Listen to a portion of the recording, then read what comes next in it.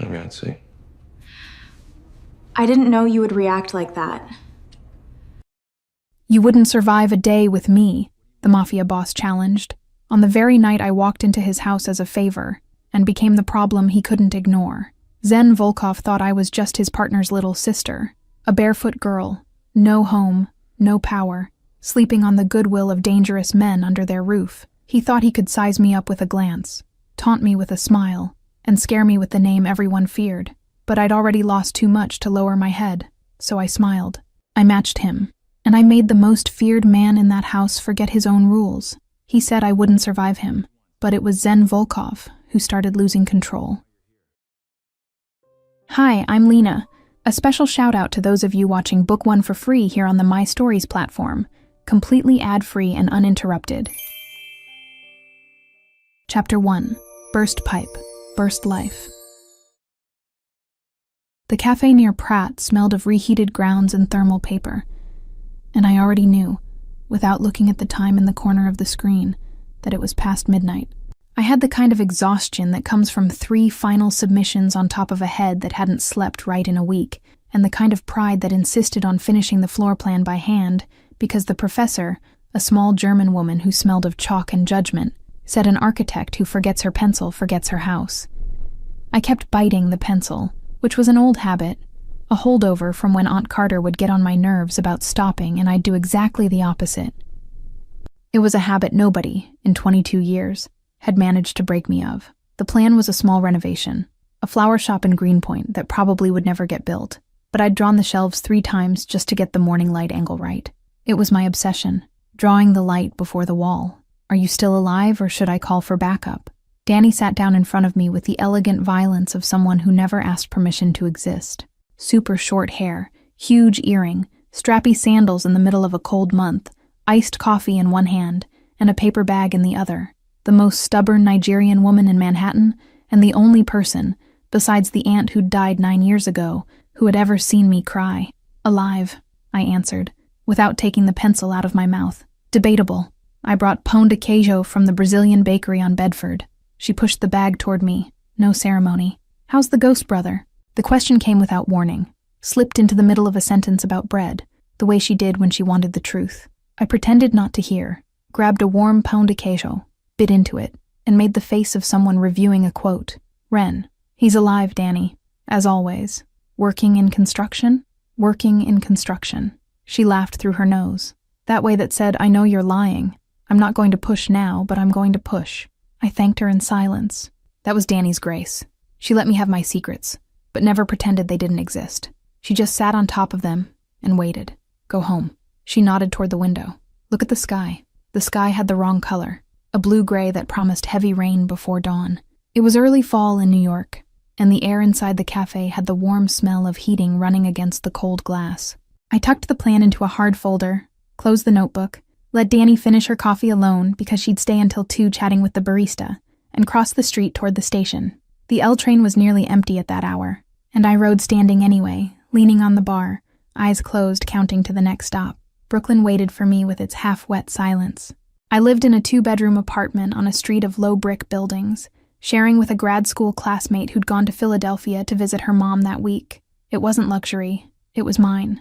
I'd paid 3 months of rent in advance with a scholarship, with what was left of a symbolic inheritance from my aunt, and with the pride that propped up half the decisions in my life. I walked up the building stairs with the key already in my hand. I noticed the water on the 4th step of the 2nd flight. I noticed the sound before I noticed the temperature of the wall. It was a continuous, rhythmic hiss of something that had given way somewhere above my head and was taking its revenge. When I opened the apartment door, the sole of my sneaker sank. There was water up to my ankles. Not a lot.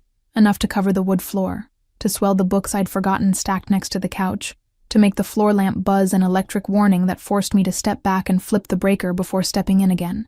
The kitchen ceiling dripped at 3 different points, and from the middle stain ran a thick line that looked like a rope of water. Main pipe, from the riser, the whole building. I stood frozen at the threshold, holding my backpack, listening to the sound a small life makes when it starts to collapse. No, I said out loud, to no one. No, no, no. I called 3 people in order, because pride has a script, and mine knew it by heart. The friend in Astoria didn't pick up. The friend in Bushwick thought it was a joke, cried with me when she realized it wasn't, and reminded me that her asthmatic brother slept in the living room. The third was in Vermont. The time zone of my life collapsed in 40 minutes. The online studios cost more than my entire rent, and the school's emergency fund had been requested in June. I sat on the building stairs, with my feet still in the water, and made the only call I'd sworn, in front of the cafe bathroom mirror, I would never make. Killian. Who died? His voice sounded the way it always sounded on the phone, low and flat, the way some people speak when they're used to being heard without having to ask. Nobody. Main pipe burst. Apartment flooded. Insurance is going to require 3 months of work. I swallowed hard, looked at the hallway wall so I wouldn't cry. I'm just going to crash there. 3 months. I don't want anything to do with the house's business, your affairs, nothing. I'm going to study, I'm going to school, I'm going back to my life. Are you listening? Address? Same as when I moved out. 40 minutes. I'm in Manhattan. He hung up. 40 minutes later, counted by the watch on my wrist, a black SUV pulled up on the brick street outside my building, with the kind of quiet, expensive cars have when they cost more than the entire block.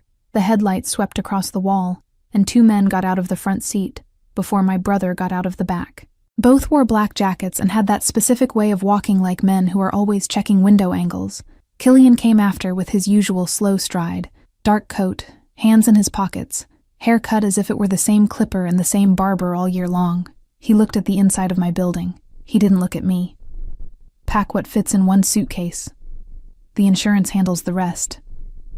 Killian, I already told you over the phone. Pack what fits in one suitcase, Ren. I went back up. I took out of the closet enough for 3 months, 2 new notebooks, the hard folder with the plan, the case with the technical pencils, the picture frame with the photo of my mother, which I never traveled without, even for a weekend, and Grandma's ring wrapped in the green handkerchief she used to dry my face after baths. The ring was already on my finger, but the handkerchief I brought. It was habit. I sealed the suitcase like you close a safe door, went back to the stairs, and when I passed the door of my apartment and looked one more time at the water running down the kitchen wall, I thought, with the cold clarity that some decisions bring, 3 months, Ren. It's only 3 months. You've survived worse things on worse weekends. In the SUV, I sat leaning against the window. The man in the front seat nodded at me without saying his name. Killian sat next to me, opened his phone, read a message. The driver took 278 toward Long Island. The city dissolved through the glass and yellow lights, then more yellow, then black. We crossed the Throg's Neck. The bridge, in the rain, made a sound like a tongue clicking against the roof of the mouth. I went 20 minutes without asking anything. Killian, 40. He spoke first, in the same low voice he'd used to ask who died. Zen lives there now. I turned my head. He didn't look at me. Who? Zen. Volkov. He unbuckled his seatbelt, clicked it back in, an old gesture. Long-term guest? Partner. Lives upstairs. You behave. I always behave. You never behave. Killian. Ren. There was a silence with edges to it. I looked at the crease between his eyebrows, which was the same crease as my mother's in the old photos, and asked the only thing I knew he wouldn't answer straight. Who is Zen? He thought for a moment, looked at the road, at the cap of the water bottle that had fallen in the cup holder, at something only he could see. Nobody you want to play with. That was it. We crossed the last stretch in silence. The rain caught us as we entered the private driveway. The headlights ran along a tall stone wall, then a black iron gate with halogen lamps lit even in the rain. The gate opened before the SUV stopped. Someone had spotted the plate from far off. 2 black dogs appeared across the grass with that terrible silence well-trained dogs have, escorted the car halfway up and went back into the dark. The mansion appeared at the end of the curve, like something that prefers not to be described in full all at once. It was big. It was dark. It had windows lit in layers, the way houses with too many floors do, and a ceiling height that needed no comment. I'd been there 3 times in my life. I left all 3 before the next morning's coffee. I recognized the camera angles before I recognized the facade, something you learn growing up next to a brother like mine, even when he swears he keeps the dirt away from your door. The driver stopped in front of the staircase. Killian got out first, opened my door, a gesture he only made when he wanted to remind me he had manners, and grabbed my suitcase like he was grabbing a sack of flour. I got down, gripped the strap of my coat, adjusted the ring on my finger out of pure habit, and looked up. The front door was ajar. A strip of warm light came through it and hit the first steps. Killian. I grabbed his elbow before we went up. I don't want to meet anyone tonight. I want a room, a shower, and a bed. He looked at me for the first time since the apartment. There was a kind of exhaustion in his eyes I hadn't seen before, and that gave me a small squeeze in the chest before I could help it. He's not going to come around tonight. Trains before dawn. Goes to bed early. What a useful life. Ren. Fine. Fine. I went up the stairs behind him, the suitcase tapping lightly on each step. At the top, before the door, I stopped for a second. I felt, far off, the rumble of rain on the copper roof, the smell of cedar from the woods inside the house, and a more discreet smell, of breakfast that was still going to be made in a few hours, of bread kept under cloth in the kitchen, that came from somewhere on the ground floor. The 2 escort men didn't come up. They stayed below, watching the garden, standing as if the rain were a suggestion. When Killian pushed the door open with his shoulder and let me go in first, I thought, without drama, I just walked into a place there's no coming back from.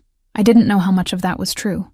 The door closed behind me with the dry click of an expensive lock, and on some floor above, I swear I heard, faintly, someone setting a cup down on a table. Chapter 2. Bare Feet. Wrong House.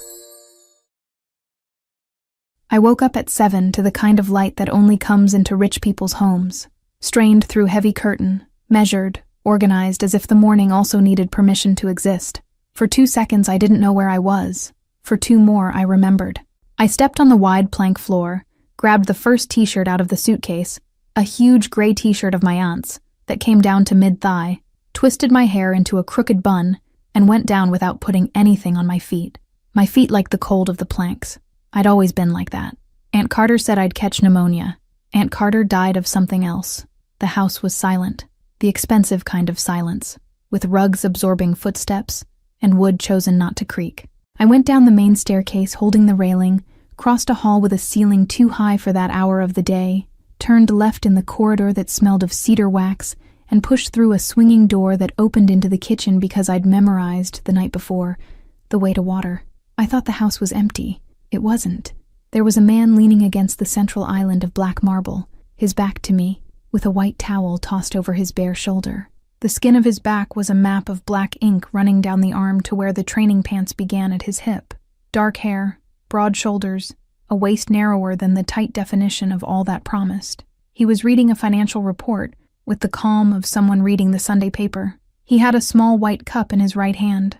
Small on purpose. Good espresso is like that. I froze in the doorway, a fraction of a second. No more than that.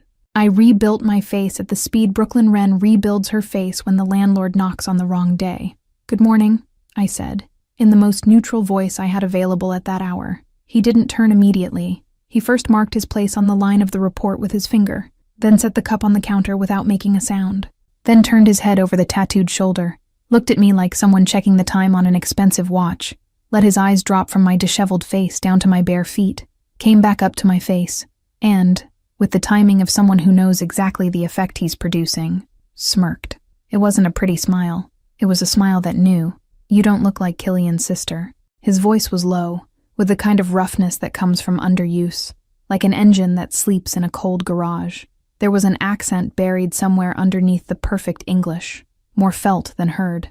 "You look like the problem he's always afraid of." I crossed my arms. The t-shirt rode up a centimeter. I didn't undo the gesture. "And you look like a man who thinks too highly of himself for the size of that cup." The cup was still in his hand. It was small on purpose.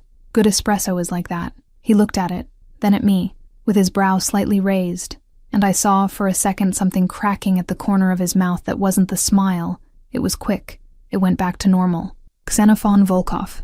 He turned his whole body to face me, leaned an elbow on the counter, crossed one bare foot over the other, and I noticed, with a certain administrative dread, that he was also without shoes. "Zen." Another calculated pause. "Your name is?" "Ren." "I know." "Then why ask?" "To see if you answer." The swinging door behind me oscillated. A man walked into the kitchen without knocking, stopped 3 steps after seeing me, looked at me, looked at Zen, looked at me again, and set a loaf of fresh bread on top of the counter. He was in his early 50s, the face of someone who had never been excited, accent on his skin before his mouth opened. "Miss Trouble," he said to me, in the tone some people use to say good morning. That was it. He grabbed an apple from the fruit bowl, turned around, walked out the same door. I stood blinking. "Ozzy," Zen said, with the corner of his mouth again, without moving the rest of his face. He warms up fast. What a privilege. Coffee? I don't drink the house coffee. Out of pride or taste? Both. He touched his fingers to the side of the cup, turned it, pushed it a centimeter across the marble. It was full, freshly made. I smelled it from across the room and knew, the way you know your own handwriting, that it was a short, dark espresso of South American bean, with the exact acidity I'd learned to respect in the Pratt Cafe. I didn't blink. I'm not going to sit. I didn't invite you. Good. Ren. What? Welcome to the house. I left before the cup could cool. I went up the stairs 2 at a time, shut the door to the room, leaned my forehead against the wood, and spent 30 seconds breathing with the precision you breathe with when you've just lost something that wasn't on the table. When I turned my face, Grandma's ring was crooked on my finger. I straightened it. I went to take a shower. Killian came down half an hour later to the kitchen. I heard his heavy footsteps through the hallway of my floor. He didn't knock on my door. He knocked on Zen's, on the floor above. There was a sentence exchanged in Russian, low, the kind nobody wants translated. There was silence afterward. I pretended I wasn't paying attention. 2 weeks unfolded with the administrative precision of someone who doesn't want to admit she's counting the days. I taped to the fridge a handwritten schedule, habit since undergrad. On the first morning it was untouched. On the third, I found a note in the margin of my Thursday submission, in handwriting from someone who learned to draw before writing. Deadline doubled. The German professor always doubles. I took the magnet off, put it back, pretended I hadn't read it. I met the doubled deadline. On Wednesday, I opened the coffee cabinet. The house bean had been swapped. It wasn't the bitter Turkish blend I'd seen on the first morning anymore. It was the South American I drank at school. There was a whole bag, sealed, with the label of the roastery that was 2 streets from Pratt. I stared at the bag longer than was reasonable and said, out loud, to the empty kitchen, "He does this with any guest." I didn't believe myself. It rained on a Thursday. I left Pratt without an umbrella, because I never learned to check forecasts, and a black SUV I hadn't called pulled up to the curb. Ozzy opened the back door without getting out. Get in. I didn't ask for a car. Miss Trouble, I can sit here driving very expensive plates until the lady gets soaked through out of pride, or the lady can sit and we agree this didn't happen. I sat. He drove in silence, commented just once when crossing the bridge. It rained more yesterday. In Kiev. It was the closest thing to a conversation he granted me. That same week, coming back from the studio at night, I found a gray coat draped on the back of the dining room chair, a size too big to have been mine by mistake, smelling of cedar and vetiver. I didn't put it on. I took it folded to the bedroom, hung it on a chair, and didn't sleep right. He does this with any guest, I repeated to myself the next morning, loud enough to believe and low enough not to have to defend on a loudspeaker. I didn't cross paths with him on any day of that second week in the daylight. He left before I woke up, the weights in the training room hitting downstairs in the rhythm of a metronome, and came back late, when I was already in my room. The brushes were in a hallway too narrow for his shoulder, and he always passed flush against the opposite wall, saying "excuse me" in Russian. I pretended that didn't please me. Chum. I woke up the night between Wednesday and Thursday thirsty. The room had a pitcher on the nightstand, but it had been empty since the night before, and I, out of laziness and pride, hadn't rung the call button. I went down. It was past 1 in the morning. The kitchen was dark. Only the cold light of the fridge when I opened it hit my face. I poured water, drank straight from the door, closed it. The whole house silent. And in the middle of the silence, way across the hall, coming from the library, the low voice of a man speaking in Russian. I shouldn't have gone. I went. The hallway was long, with a runner of dark green carpet that muffled footsteps. The library door was ajar. A strip of golden light came through the gap and hit the baseboard. His voice was low, but the kind of low that doesn't relax. It was a tone that cut Russian into short syllables, without rising, without falling. I didn't understand a word. I understood everything. It was the voice men use when they're giving an order that won't take an answer. It was the voice I'd imagined, in some moments during childhood, that my brother would have when I wasn't around. It was the voice of someone who'd already killed at least once, and that I had the uncomfortable clarity to know, standing there barefoot in the hallway of a house that wasn't mine, that this wasn't the first time I was near that kind of voice. He was silent on the other side for 10 seconds. Then he said, in Russian, a short sentence with the name of a city in it. Then he hung up. I was going to back away. That was the exact instant he spoke. Ren. It wasn't a question. I pushed the door open with my fingertips. He was sitting behind the desk, in a black shirt without a tie, with his sleeve folded up below the elbow, the cell phone on top of a stack of folders. The light from the green lamp hit his jaw the way light hits a monument. There was no last name on his face at that hour. There was just exhaustion, and something underneath the exhaustion I couldn't name. "I came to get water," I said, holding up the pitcher as proof. He looked at me. He didn't say anything. On the desk, next to the folders, I noticed a single thing out of place. A full glass of whiskey, untouched. He wasn't drinking. He was staring at the glass without drinking. I waited for the taunt. The cup, the hair, the bare foot, the line he'd find. I waited for Malishka. I waited for the corner smile. I waited for the "you owe me an apology for my existence at this hour." It didn't come. "Are you okay?" That was all. It was the whole voice different. It was the Russian turned off. It was the man from the kitchen with the small cup. Without the cup, without the kitchen, without the smile. It was a question asked with the chin slightly lowered, as if he were weighing whether I was going to answer the truth or the funny thing I always say in place of the truth. "Did you sleep?" he continued, before I could answer. "Did you eat?" "I came to get water, Zen." I heard. I stood there for 2 seconds. 2 seconds too long for someone who needs to keep the pace. The ring weighed on my finger. My aunt's t-shirt was crooked on my shoulder. The pitcher of water was cold, and the hand in which I held the pitcher was beginning to tremble from the temperature or from something else I preferred to attribute to the temperature. "I sleep better alone," I said in the shortest, most sarcastic sentence I had available. "Good night, Ren." "What?" He opened his mouth, closed it. It wasn't hesitation. It was choice. "Drink your water." I turned and left, with the pitcher pressed against my chest, and crossed the hallway back without making a sound. I went up the stairs, closed the bedroom door, leaned my forehead against it as I had that first morning, and I swear that night, I lay there almost an hour with my eyes open, the pitcher on the nightstand, listening to the house breathe beneath me. I couldn't understand, and that bothered me with the kind of bother that aches between the ribs. Why that low "are you okay?" Without armor, without taunting, without the smile that knew, had gotten to me more than every sharp word he had poured out over 2 whole weeks. I still didn't know what kind of man that was behind the desk. I was about to find out that the man in the kitchen in the morning and the man in the library at 1 in the morning were, exactly, the same person, and that this was the really dangerous part. Chapter 3. The Party and the Empty Hallway. The dress box arrived in the morning. No card, wrapped in gray paper and black satin ribbon. I knew exactly who had sent it and exactly what he expected me to do with it. I returned it to the courier before the front door had finished opening, with a polite smile and the most courteous sentence I could put together before breakfast. I bought my own that afternoon, in a neighborhood store in Long Island City where the saleswoman didn't recognize the surname Holloway or the surname Volkov.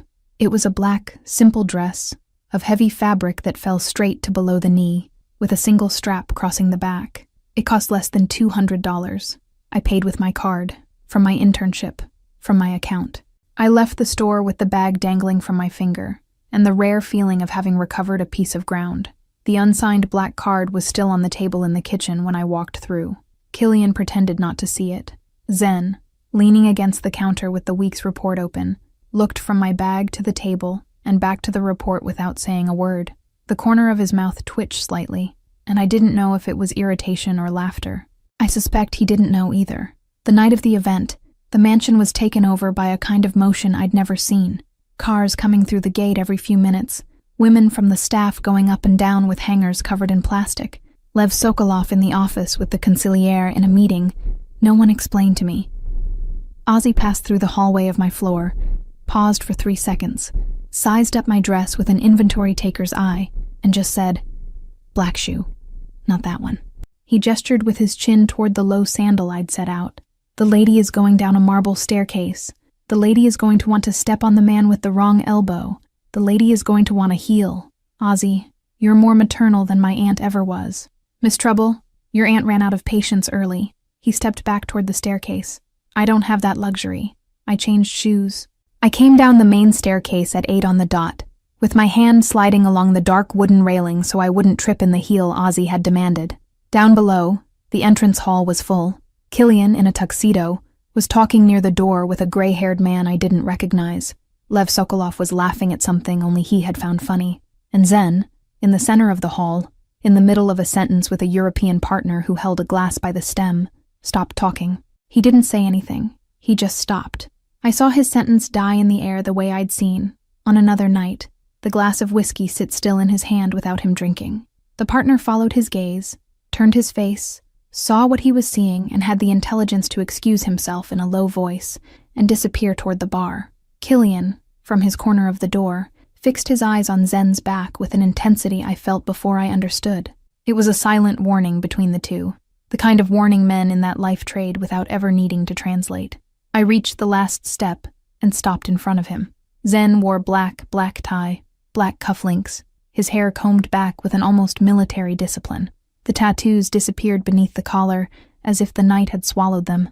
The black eyes were darker than I remembered. "I thought you'd have chosen red," he said, very softly, "just for me. I thought you'd have chosen someone easier to needle." His mouth moved. It didn't make it to a smile. It was an almost of the kind he reserved for me when he thought no one was watching. Killian was watching. My brother's gaze weighed on his partner's shoulder a fraction of a second longer, and Zen took half a step back without changing expression. "Car in 20 minutes, Killian said, passing between us like someone cutting a rope. "Ozzy in front, no improvising." "I don't intend to improvise," I answered. "I do," Zen finished, in a tone that was a joke for Killian, and an oath for me.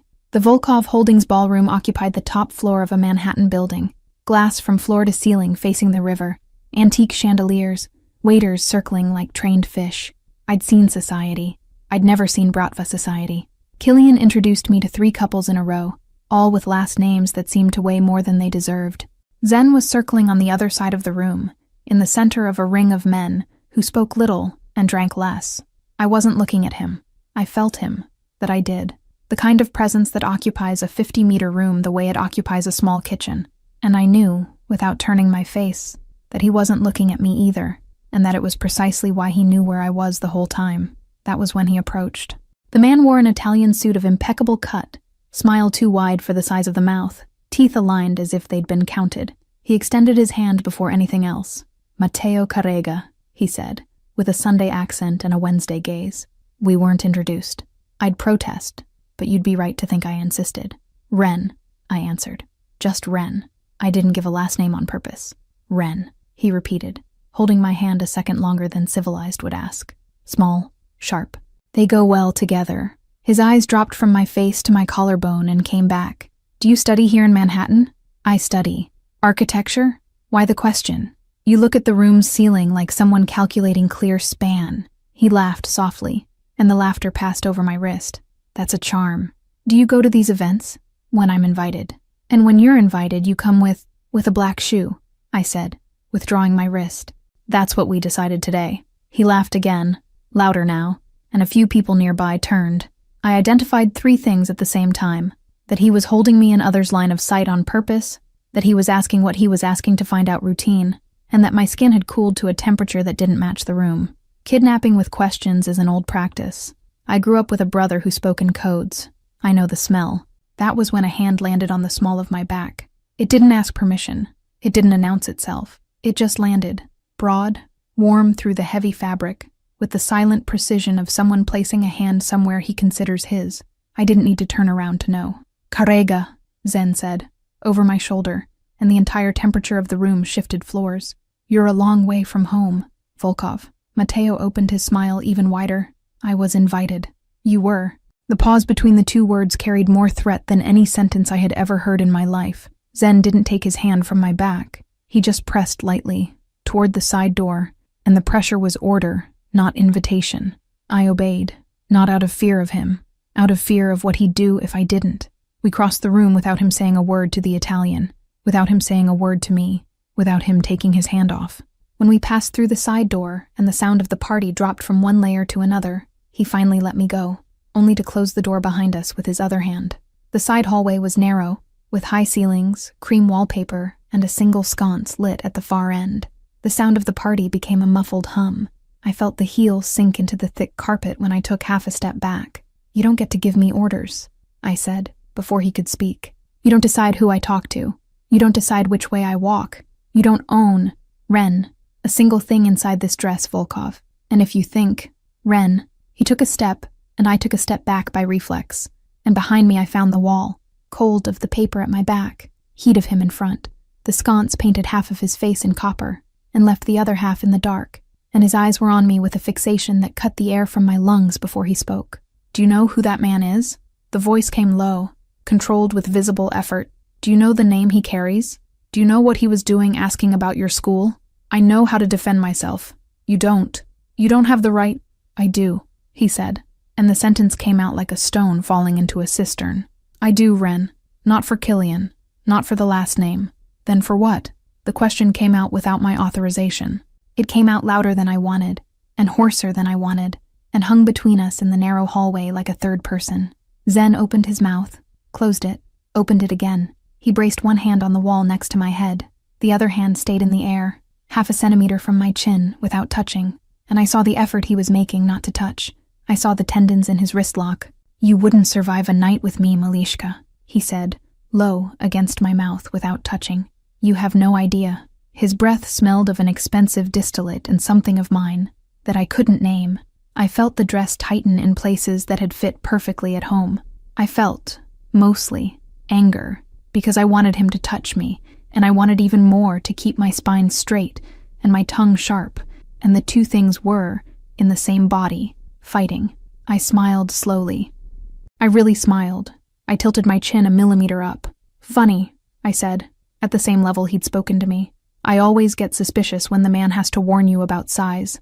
Usually it's because he's compensating for something very, very small." For 2 seconds his control cracked. I saw it. I saw the jaw lock. I saw the pupil swallow the brown. I saw his breath skip once. I saw the hand that was in the air half a centimeter from my chin descend almost imperceptibly, brush lightly with the backs of his fingers at the corner of my mouth, and go back up to the wall as if he'd just burned himself. I saw, inside that man I had already decided not to know, the second in which he decided not to kiss me with more effort than he'd ever decided not to do anything in his life. He stepped back. It was one step back, then another.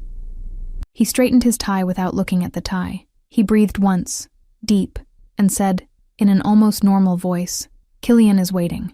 You're going to go back to the room through the main door. You're going to say goodnight to the Sokolovs. You're going to smile for the mayor's wife, who is looking right now. In 40 minutes, the car will be at the entrance, and you'll leave by the front, with me, in front of every pair of eyes that needs to see this." "Why?" I asked. "Because tonight, Malishka, anyone who needs to see, will see." "Will see what?" He had already opened the door. He stopped at the threshold, with the room humming behind him in liquid gold, and looked at me over his shoulder with an expression I couldn't read at the moment, and that wouldn't leave my head for days. "We'll see that you're a problem of mine, Ren. Not his, not Karega's. Mine." The door closed. I stood in the narrow hallway for another minute, with the wallpaper cold against my back, and the heel sunk into the carpet, and my pulse in my throat, counting to 10 before I could fix my hair and go back to a party where I, now, was officially a problem. In the SUV back to Long Island, no one said anything. Killian up front, next to Ozzy.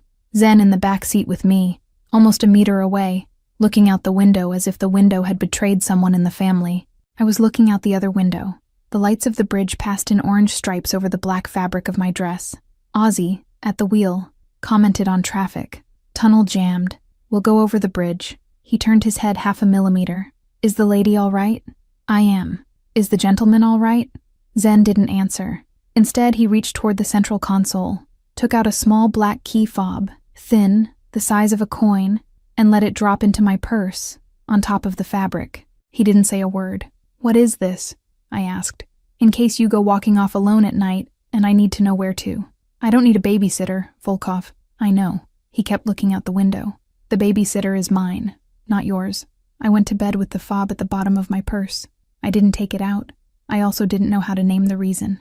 Killian looked in the rear view. He met my eyes first, then Zen's. He didn't say a word. He went back to looking at the road, with his jaw locked the same way I had seen it lock behind a door 40 minutes earlier, and I understood, there, in the back seat of an armored car, crossing a rain-soaked bridge from Manhattan to Long Island, that the game between Zen and me had just changed tables.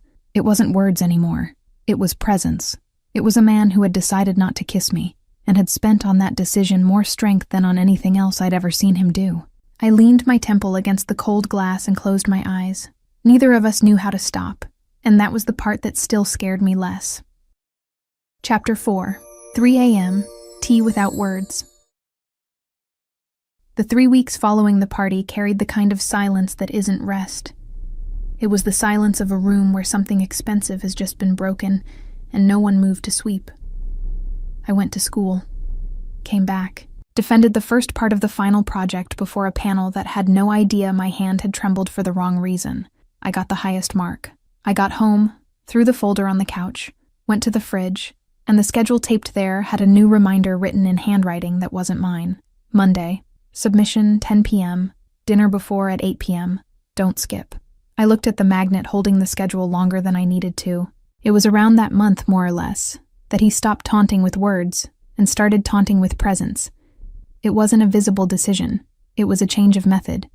Zen would walk into the makeshift office I'd set up on the second floor of the mansion, without knocking. Say he was looking for some random book, take a long time picking up the random book, and leave without the random book. On one of those afternoons, he came in fresh from training, shirtless, with the towel hanging from his shoulder, and stopped next to my desk to reach for a high shelf. His arm passed 3 centimeters from my face. His skin was warm from the effort, with that smell of cedar that had stuck to his coat a lifetime ago. I didn't lift my eyes from the drafting board. I gripped the pencil tighter between my fingers. He took too long to choose the book. Bauhaus again? He asked, still from the top of the shelf. You exhausted that subject last Wednesday. You exhausted the shelf's patience last Wednesday, and yet here you are again. I didn't look up. I imagine we're doing the same thing. He laughed, not with humor. It was a short sound in his throat, of the kind he saved only for me, and that made the air in the room drop 2 degrees. I didn't play clean either. Silk robe I knew he hated, wet hair resting on the collar during dinner, Bauhaus discussed twice in the same week just to see his jaw lock over the wine glass. I wanted to prove something to him, and I was managing to prove it, mostly to myself. Friend, Danny's voice memo came in on Thursday morning, exactly 3 minutes long, while I was having coffee at the kitchen counter. Friend, look, I'm going to ask you something, and you don't have to lie, and I promise I'm not going to tell anyone, but I need to know, okay? The scary guy, your brother's partner, what's his name? Zen? Sees? Xenophon? Pause, while she clearly opened something, maybe a packet of cookies. That guy, Ren, that guy is eating you with his eyes during dinner? I looked at the phone screen, looked at the kitchen door. Zen was in the library across the hall. If I spoke loud, he'd probably hear. If I spoke normally, definitely not. I pressed the microphone. He's eating dinner with his eyes. It's different. I closed the audio before breathing. The reply came in 15 seconds. I don't believe it. Ren Halloway. You liar with the difficult last name. Her voice climbing octave by octave like a staircase catching fire. You just said in so many words that he is not eating dinner. He's starving for something else. And that thing, honey, is you. You are in movie-level trouble. I am living to see this. I laughed by myself in the empty kitchen. It was the laugh of someone who had lost, and I recognized it as such, and I typed the only thing I could type at that moment. Maybe I am in trouble. It was the first time, in my own voice, that I admitted it. Even written, even in a chat. I deleted it before sending. I sent it anyway. She replied with a single emoji, one of those round yellow ones with eyes wide open, and I stared at the screen feeling heat rise up my neck, and I noticed there was a man standing in the doorway of the kitchen. Zen was holding an empty cup. He hadn't brought it down to fill it. It was just an excuse. Good conversation? He asked. Teenage. You are a teenager. I'm 22, Volkov. Exactly. He came to the machine, filled the coffee, leaned against the opposite counter. He didn't sit. You were smiling at the phone. Are you measuring my smiles now? I am. The sentence came out dry. No joke behind it. And he drank the coffee without taking his eyes off my face. I closed the app, slid the phone away, picked up the pencil on top of the counter and bit the eraser tip without thinking. That was when I saw his cup stop halfway to his mouth. That was when I understood that gesture, which I had been doing since I was 12 without thinking, did something to him that he didn't control. I took the pencil out of my mouth slowly. I put it on the counter. I held his gaze. He drank the coffee. He left the kitchen without saying anything more. I kept staring at the pencil on the counter, as if it had just betrayed me. The night it happened, I wasn't expecting it. It had been an ordinary day. Class in the morning, school library in the afternoon, dinner in silence with Killian and Zen who commented on traffic and nothing more. I went up early. I went to bed early. I woke up at 3 in the morning to the tires. Tires in the rain. Always the tires. Always the sound of rubber skidding on wet asphalt. And in the dream it was the back window of a car I wasn't driving. And outside someone was screaming a name that was mine but with 16 years less. And I couldn't see the face of the person who was screaming because the person was my mother, and I don't remember her face clearly anymore, not for a long time. I sat up in bed with my breath caught. The room was dark. The pajamas had stuck to my back. I looked at the clock on the nightstand. 3:04. I hadn't had this nightmare for maybe 7 years. I went down. I didn't think. My legs took me down the main staircase, barefoot, with my hands shaking in a way I couldn't stop, and I went to the kitchen because that's where you go when you don't know where to go. The house was silent. The light over the sink was on, low, in night mode, and he was there. Zen, fully dressed at 3:05 in the morning, dark sweatpants and a gray t-shirt, sitting on the stool at the central island with a laptop open and 3 folders spread out. He looked up when I came in. He didn't say hi. He looked at me for a whole second, registered something on the face I was probably showing without knowing it, slowly closed the laptop and stood up. "Sit," he said, low. I sat on the opposite stool, with my still bare feet touching the cold metal footrail under the counter. He went to the stove. He didn't ask what I wanted. He put water on to boil. He took a tall mug from the cabinet, a single mug, and the box of black tea with bergamot that was mine, not his. He measured the leaves with the small spoon. He waited. He poured. He brought it. The mug landed in front of me without a sound. He sat on the opposite stool with a matching mug, no tea inside, just hot water I saw. He crossed his forearms on the counter. He waited. I sat looking at the steam rising from my tea for an amount of time I can't measure. My hands stopped shaking. The tears began, without any warning, without any sob. Just 2, one from each eye, running from the corner of my eye to the corner of my mouth. I didn't wipe them away. "Tires in the rain," I said. He didn't ask anything. He just sat still. It's always the same. When it came. Today it hadn't come for 7 years. I swallowed. I was 6. We were leaving somewhere. I was in the back seat. It rained suddenly, one of those New York rains that turn into a wall. And I remember she stopped on the shoulder for a moment and turned around. To me, to check the seatbelt. I remember her face in that second. I stopped. It's the last whole face I remember. After that, I just remember the tires.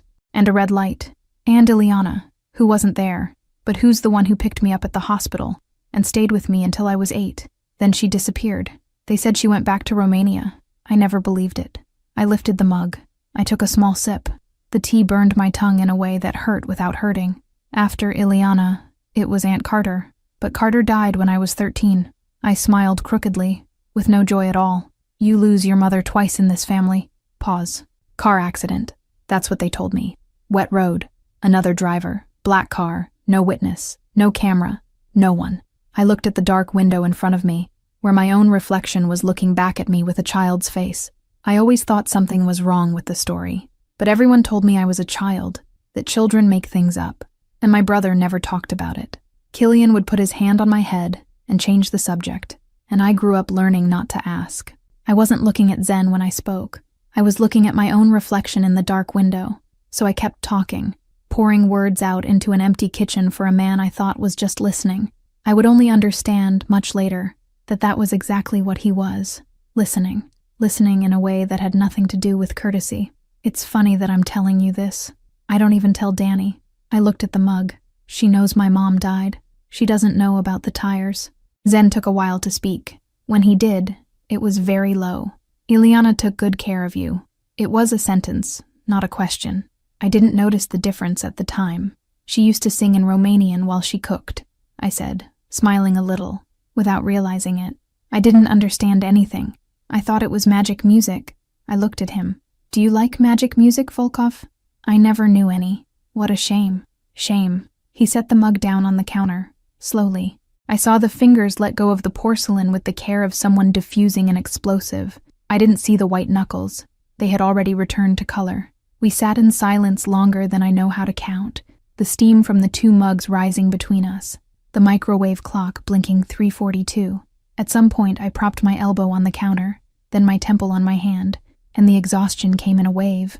My eyes got heavy. The next sentence didn't come out. His voice, when he said "Ren," arrived from very far away. I fell asleep on the kitchen stool, with the mug half full between my fingers, with the smell of bergamot rising, with the light over the sink on in night mode, and with the very strange feeling of having said out loud, for the first time in my life, something I had never been able to say sleeping.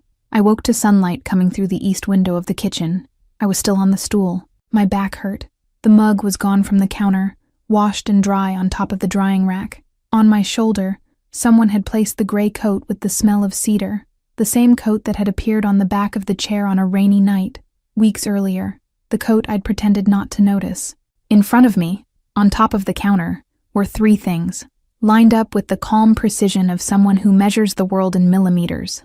A cup of fresh coffee with the steam still rising, a croissant on a small white plate from the tiny French bakery in Park Slope that I had mentioned, maybe once, in some dinner conversation about the best neighborhoods in Brooklyn, and a note, folded once, on white paper, written in his handwriting, in firm capital letters, in a single word: eat. I sat looking at the note for a very, very long time. I wasn't hungry. I wasn't cold either, because his coat was still on my shoulder, and the sun coming through the window made the kitchen a honey color that I'd normally find beautiful. What I was afraid. Not afraid of him. Fear of him I'd already had in other layers, and I had learned to find even beautiful. What I was now was afraid of myself, that I, Wren Holloway, raised not to ask anything of any man, could, at that counter, with that coat on my shoulder, with that one-word note, have started to want specifically him, to want him to keep putting things on top of that counter for me, in silence, every day, until the end of a life I hadn't even started planning with anyone. I picked up the note between my fingers. I folded it in half. I put it inside the inner pocket of the coat, which, I noticed without meaning to, was the exact place where a right hand would keep something that mattered. I ate the croissant, slowly. I drank the coffee. I went up the stairs, with the gray coat still on my shoulder, and stopped for a second on the landing, with my hand on the railing, looking at the long hallway of his floor, on the other side of the house, and I thought, with a kind of new clarity that terrified me, I don't know what to do with this anymore, and that, I already knew, was the part where the game stopped being a game. Chapter 5. The Van, the Warehouse, the Ring. Tuesday started gray. I remember that because I arrived at Pratt with the ends of my hair still damp from the fine rain that had been falling in Brooklyn since dawn, and because Danny complained 3 times about the machine coffee before 10. I couldn't concentrate on anything. I had the crumpled note in the inner pocket of the gray coat, with the smell of cedar soaked into the lining, and the word eat tattooed inside my chest as if it were a warning I hadn't yet learned to read. The final project submission was Friday. I had a plotter to run, sketches to finalize, a whole model hanging on the line of the impossible. Danny left ahead of me at 3:30, shouting something about a new boyfriend and cheap sushi, and I swore I'd leave in 15 minutes. I left in 40. The rain had stopped. The sky above Pratt's brick buildings was that damp gray that makes New York look like an old movie. I texted Danny, letting her know I was walking to the subway. It was the last thing I typed before the van. I saw the white vehicle pull up across the street and registered it without giving it importance. Brooklyn is full of white vans, all the same, all anonymous. The side door slid open, and 3 men got out in sync. I had 2 seconds, enough to understand that I recognized the wide smile of the one who came in front. "Miss Holloway," Matteo Carrega said, in movie Italian. "Please." I opened my mouth to scream. A thick hand covered my face before any sound, and the cloth had a sweet chemical smell that flooded my lungs before the scream. For 2 seconds I thought I was going to pass out. I didn't. They pulled the cloth away before that, and I understood by the gesture, more than by the smell, what they were doing. They didn't want a body unconscious. They wanted lucid fear. They threw me inside the van. The door slid back. The smell of old gasoline and cold smoke hit me square in the stomach. I didn't cry. Not crying was the only thing I consciously decided. They took my phone, my watch. The backpack was tossed onto the floor of the van between my feet, and no one cared about it after that. They didn't take the ring. One of them, in the front seat, laughed at something in drawled Italian, and I closed my eyes to memorize the voice. 40 minutes later, I counted by the bumps, by the honking, by the change from asphalt to cracked concrete. The van stopped. The warehouse was huge, cold, empty of everything I would recognize as human. Steel beams exposed, zinc roof with leaks of light, stacks of pallets leaning against the back wall. It smelled of industrial oil and stagnant dust. They sat me on a metal chair and tied my wrists behind the backrest with duct tape. So many turns I knew before trying that it wouldn't come loose by force. Matteo appeared out of nowhere with that same wide smile. He took off his jacket, folded it on the back of another chair as if he were at a dinner, and rolled up his sleeves to the elbow. Family ring on the right hand. Watch too expensive for the warehouse. Don't look at me like that, he said. Polite voice. You're not the problem. You're the phone call. My brother's phone call? I kept my voice dry. You kidnap a student for that? Is this the high point of your career? Or does your family let you do more ambitious things on weekends? He laughed once, with real pleasure. The other two stopped what they were doing. Killian Holloway is going to give up a strip of the port by midnight, Matteo said, pulling a cigarette from his inner pocket. Or I deliver you in organized pieces. How romantic, I answered. Did you rehearse in front of the mirror? The slap came lightly, more warning than punishment. The left side of my face heated up. I turned my head back without changing expression, because I had already decided, in the first corner of that van, that I wasn't going to give those men anything beyond my whole face. Inside, I was mapping. 2 large doors at the back, 3 high windows, a metal staircase to a mezzanine, 4 visible men, plus Matteo, the van at the entrance. Smell of gasoline too strong to be just from the vehicle. I memorized every face and let the right wrist work loose slowly, gaining millimeters of tape per minute, a stupid documentary thing I saw at 15. For the first time in my life, I thanked my aunt's couch.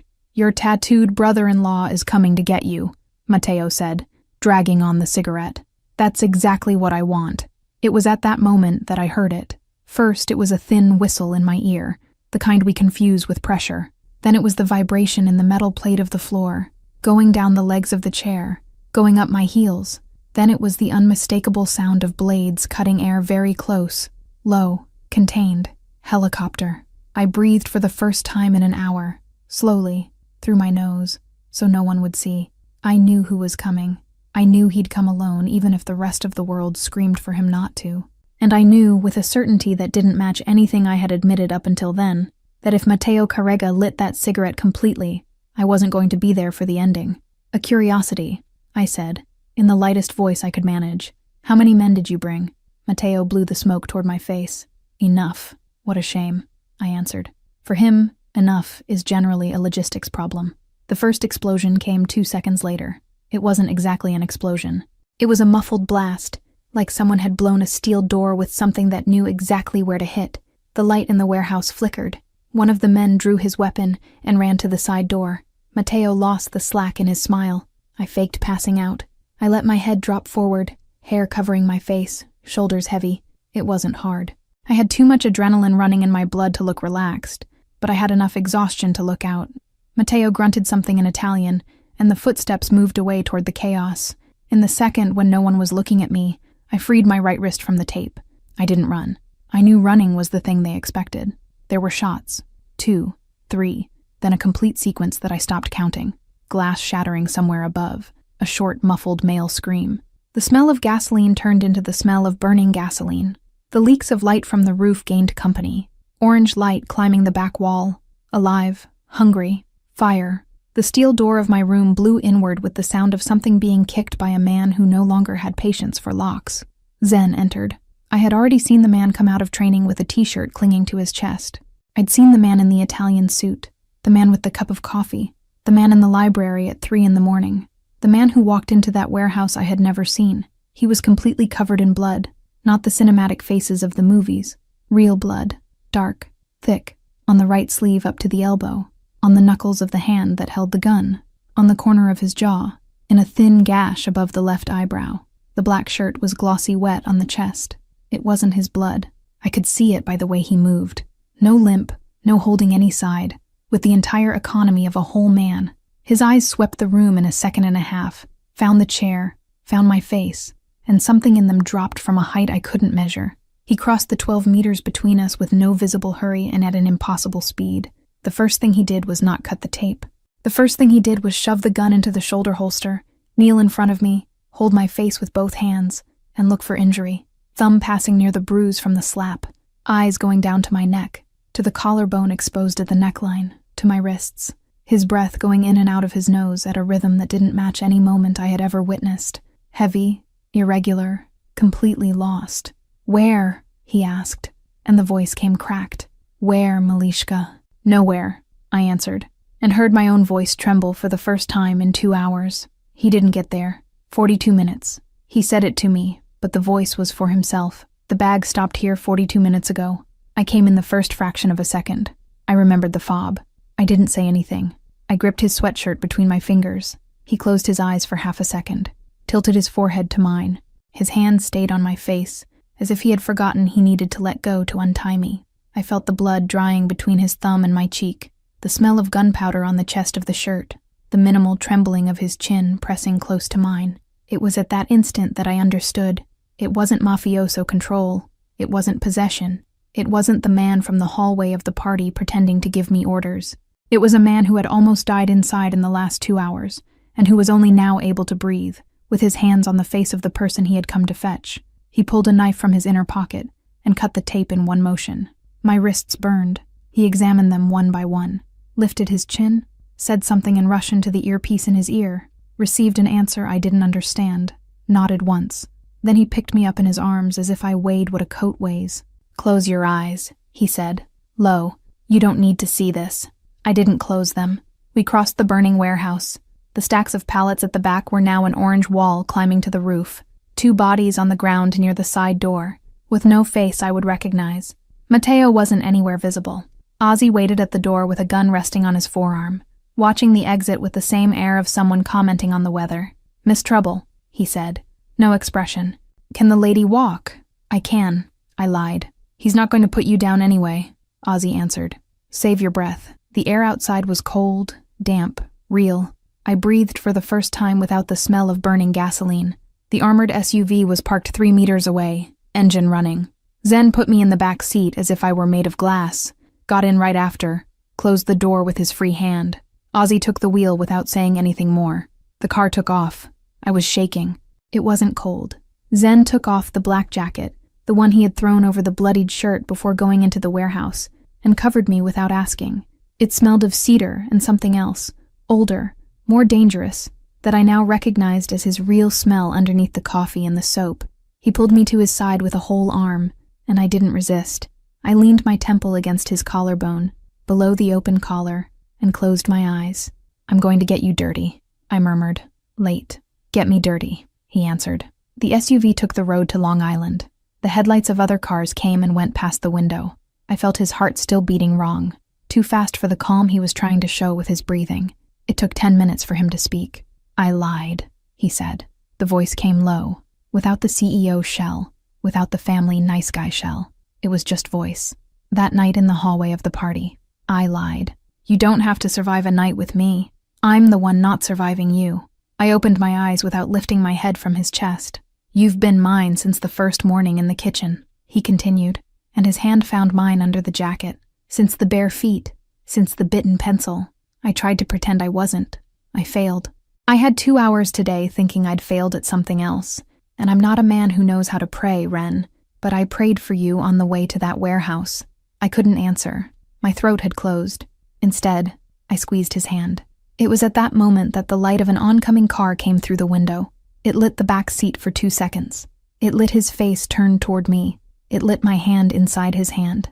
And it lit the ring, my grandmother's ring. The old gold, thin, with the tiny blue diamond-shaped stone that I'd been wearing since I was 16 on the pinky of my right hand. The only thing I have of my mother's, inherited through a chain of women I never knew. Zen looked at the ring. I saw it. It wasn't the look of a man noticing a woman's jewelry out of pride. It wasn't the look of someone noting something pretty. It was something else. The blood drained from his face in a second. The hand holding mine hardened for half a second, and the jaw locked in that specific way I'd already seen locked twice. Once in the kitchen, on the night of the tea, and another now, here, in the bloodied car. He recomposed his face before I was sure, but I saw it. "Zen," I murmured. "What?" "Nothing," he said, and pulled me back to his chest. His lips touched the top of my head. "Nothing, Malishka. Sleep." I wanted to ask again. The adrenaline had begun to come down, and the exhaustion of a whole life came along. My eyelids got heavy. His chest rose and fell beneath my face, wrong but constant, and the smell of cedar mixed with blood had become, without my noticing, the smell of home. The question about the ring stayed suspended somewhere above his collarbone. I registered it, I kept it, and I fell asleep before it could turn into voice. The SUV continued down the dark road toward the halogen gate and the two black dogs, and I had no more idea what house I was going back to. Chapter 6. His Floor. I woke up when the SUV passed through the gate. I recognized the cold halogen light even without opening my eyes. It crossed the eyelid the way it crosses a thin curtain. The dogs barked once in the distance, then quieted. Ozzy slowed to reach the covered garage with the delicacy of someone transporting a full glass. "We're here," Zen said near my temple. I lifted my head from his chest. His black shirt had a dry mark in an imprecise shape, in the place where my cheek had rested for an hour. I looked at the mark. He looked at me. "I told you I was going to get you dirty," I said. "I told you to." Ozzy stopped the car. He opened Zen's door first. He didn't say anything, just tilted his head in silence, registering the boss's state without commenting. Zen got out, went around the hood, and opened my door before I could reach the handle. He offered his hand. I took it. My knees buckled a centimeter when they touched the garage concrete, and the arm around my waist steadied me without fanfare. Killian was in the hall. He was standing, no jacket, with the right sleeve rolled up above the elbow, and a dark stain on the shirt that wasn't wine. The earpiece was still in his ear. He had the face of someone who had spent the whole night on another front of the city, behind Carrega's men who had been left behind, closing routes so the Italian wouldn't escape, and had just arrived minutes before the SUV. When he saw me, he let out all the air at once. "Ren, I'm whole," I said, before he asked. He crossed the hall in 3 strides.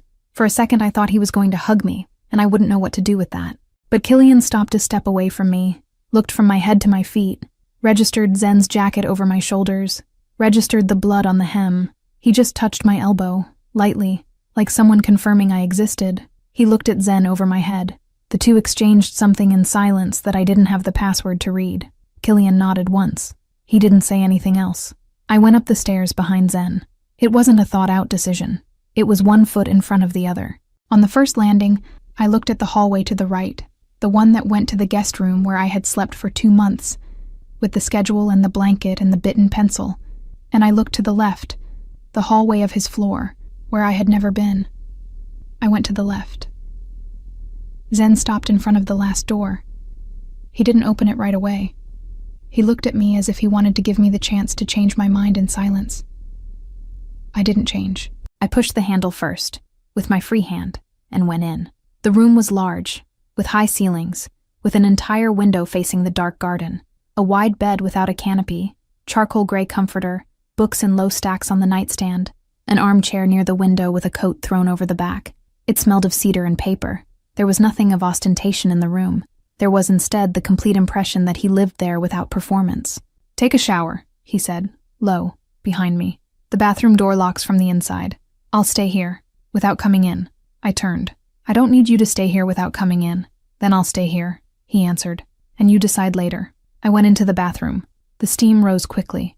I let the shower run hard against my shoulders and stayed there too long, with my hands open against the wall of light stone, watching the water run between my fingers with fragments of the whole day, bits of duct tape still stuck to the skin of my wrist, the smell of burnt gasoline coming out of my hair, a pink mark of the slap on my cheek that would turn into a purple bruise by morning.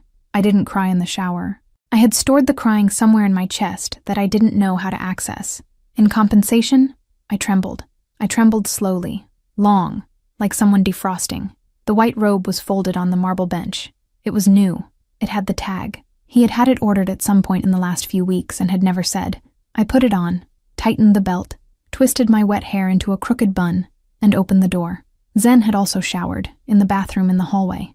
He was in black pants and a gray sweatshirt, barefoot, with his forearms resting on his knees, sitting on the edge of the bed, his hair still damp, the tattoos coming in and out of the collar of the sweatshirt as if they were living ink. He had a glass of water in one of his hands, untouched. He looked when I came in. He didn't get up. I stood, in the middle of the room. "I wanted to ask one thing," I said. "Ask. In the car, when you looked at the ring." I saw his breath hold for half a second. It was the only reaction. The face stayed exactly as it was. "I'm not going to be able to answer that question now," he said slowly, choosing every word. "I'll answer you, but not today. Today I just took you out of a burning warehouse, and the only thing I can think about is that you're here, alive, in my room, and I'm not going to start a night with you with a lie or a half-truth. I'm asking you for one night, Ren. Tomorrow I'll answer whatever you want to ask. I looked at him for a long time. There were 2 ways to take that sentence. One of them was the way of the Ren of 2 months ago, who would have turned her back, closed the guest room door, and spent the night architecting an elegant escape. The other was the way of the Ren of the 3 a.m. kitchen, who had told a nightmare to a man who held a mug in silence. I chose the second. One night, I said, and tomorrow everything. Everything, he repeated. I swear to you. I crossed the room to him. Bare feet on the wood floor made the lowest sound that bare feet can make. I stopped in front of him, between his open knees, and he didn't touch me. He waited for me to get wherever I was going to get. I touched his face with my hand for the first time in all the months inside that house, without irony, without taunting, without armor. I felt the fine stubble of the whole day, the short mark of the gash at the corner of the eyebrow, the heat of the bath still trapped in the skin. He closed his eyes. I fell first, he said, low, almost to himself. You had no idea. I know now. He leaned his forehead against my forehead. I felt his air leave slowly, overcoming something old. His hands came up to my waist without hurry, and stayed there, heavy, open, settled, asking for nothing. Malishka, he whispered, and then a whole word in Russian, low, warm, that I didn't understand, and that I knew, even without understanding, was the most private thing he had said out loud in his entire life. He kissed me. It was just one kiss, slow, decided, without any hurry to promise anything beyond the kiss. His lips were warm, slightly chapped from the day, and his hand came up to the nape of my neck under the crooked bun, with the delicacy of someone holding something he had waited too long to hold. I closed my fingers in his sweatshirt, at the height of his chest, and for 2 seconds I wasn't anyone's daughter or anyone's sister. I was just a whole woman leaning against a whole man. He pulled back first, by a millimeter. You want to stay, he said, and it wasn't a question or an order. It was confirmation. I want to stay. He stood up. He was a hand taller than me, but the moment he stood up, I didn't feel small. I felt chosen. He pulled me against his chest, with his chin resting on the top of my head, and stood like that, breathing, for a long time. The bedroom door closed. The rest of the night was ours. I woke up slowly. The sun came through the window facing the garden, and it was a clean morning sun, of those rare in Long Island after a night of rain, a soft yellow light that landed on the opposite wall like paint. The room was silent. The garden's birds were beginning to shout at each other on the tree that I knew existed near the window because I'd seen it from the side balcony a few times. I was on top of his chest, my cheek resting on the old scar that crossed his right shoulder, a thin, white line, older than most of the tattoos, of a story he hadn't told me yet. His arm around my waist, heavy, possessive even in sleep, his breath going in and out at a slow, even rhythm, for the first time in my presence. I had 15 years of nightmares behind me. 15 years in which sleeping had never been complete rest, whole weeks without any, then waves that lasted months, and the rain one, that one, always came back without warning, as it had come back 3 nights before in the kitchen. 15 years in which I woke up with my heart in my throat whenever it decided to show up. That morning, I had slept the whole night. I lifted my index finger, slowly, and traced the scar on his shoulder. The whole shoulder was a map of darker, more marked skin, of the tattoos that intertwined going down the arm, and the scar cut the lines like a stroke of a pen over ink. I followed the whole stroke, from the start near the collarbone to the end near the bicep. You're going to kill me with tickling before breakfast, he murmured, without opening his eyes. I smiled against his skin. I didn't give you permission to wake up. I woke up the moment you woke up, he said, an hour ago. I lifted my head to look at him. His eyes opened slowly, black in the sun, and the corner of his mouth made that new half-smile, the one that wasn't a taunt, the one that was just him. There was a knock at the door. There was a knock at the door. 3 short, calculated knocks. Staff who warns twice and never comes in. Miss Trouble. Breakfast outside the door. I brought ice in a cloth. The black dog ate one of the cushions on the balcony. Good morning. Ozzy's footsteps moved away down the hall. Zen laughed once, low, in his chest, a whole laugh without reserve, that I felt happen under my cheek before I heard it. He approved of you. He approved of me on the first day. He just didn't admit it.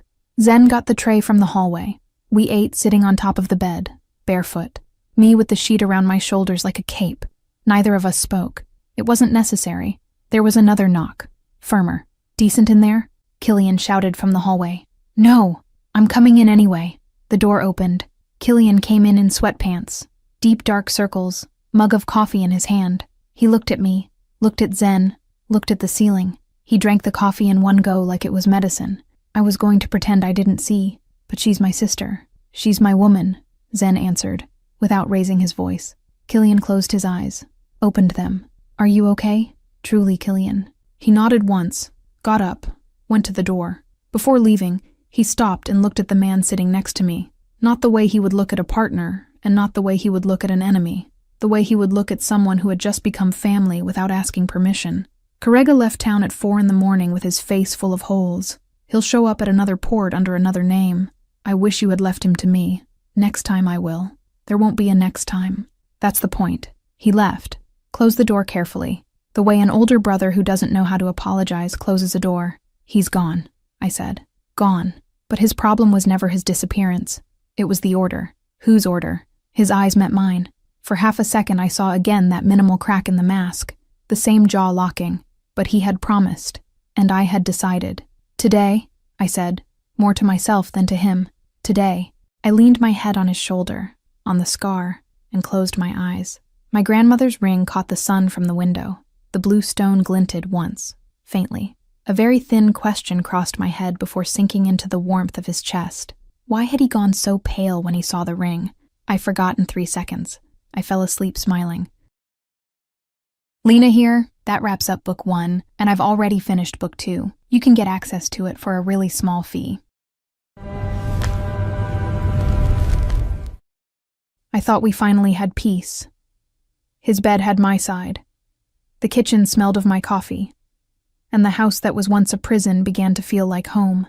For 3 weeks I slept on the chest of the most dangerous man in New York, thinking I was safe, thinking it was love. Until I opened the wrong drawer. Inside it, I found the truth that Zen Volkov had hidden from me since day 1. The photo of my mother, the report that proved she was drugged before her accident, and especially the original ring, the same one he knew I wore on my finger, given as a bribe shortly before they ordered her killed. Why did he have this? He kissed me like someone saving a life, while keeping, in the locked drawer, the reason I should never have walked into his. I left the fake ring on his pillow and walked out without looking back. Because if Zen Volkov spent 10 years planning my fate before he even loved me, now he was going to find out what I'm capable of when I'm betrayed. Like I said, that was just a taste of book 2. To watch it uncensored, just click on the first link here in the pinned comment. I'll see you on the other side in a few seconds. Remember, just click on the first link down here in the comments, and book 2 complete, no ads, no interruptions, will already be available for you. It's very simple. Book 2 is something I'm loving making. You're loving it too, so I promise there will be more. It's where you find increasingly spicy stories, a true dark romance. And precisely because this version is getting more and more heated, the video isn't well accepted publicly on YouTube. This closed environment is where I can actually share my essence and where I feel free to do my best work for you. More news coming soon. I'll be waiting for you on the other side.